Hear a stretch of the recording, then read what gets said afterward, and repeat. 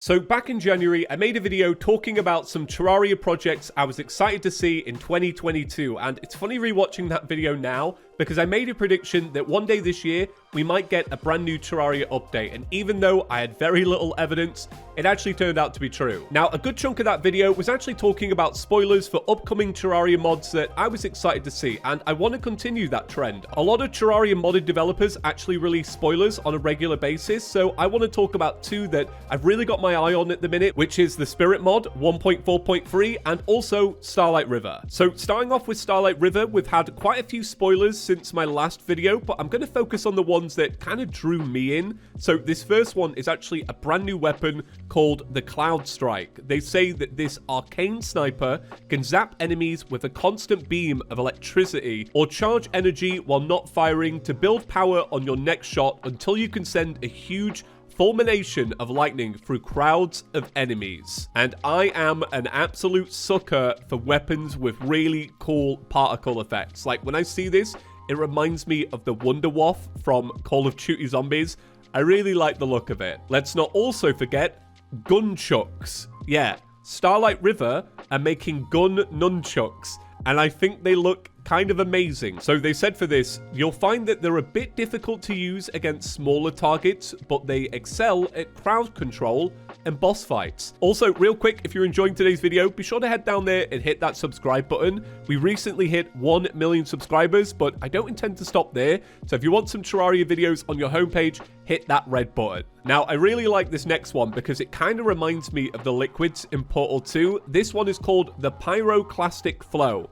Fires a torrential stream of lava that sticks to both tiles and enemies while consuming a massive amount of mana. Use it wisely. Now, the final one for Starlight River is this, a brand new tool that will actually help with landscaping. So they wrote, easily clear large terraforming projects with the Sorka Wrench, consumes mana per block and can only break blocks that are not resistant to explosions.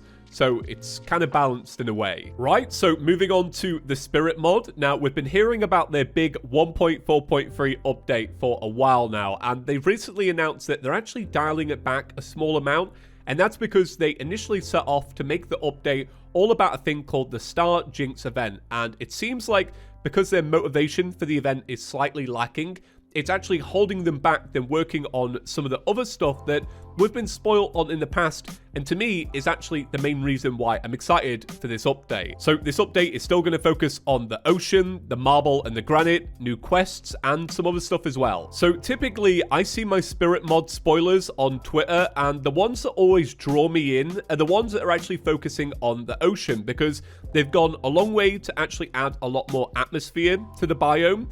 I'm going to show you a small clip, and this should show you what they've been working on in regards to water physics and music and backgrounds and just plants. It's really special. Let me show you.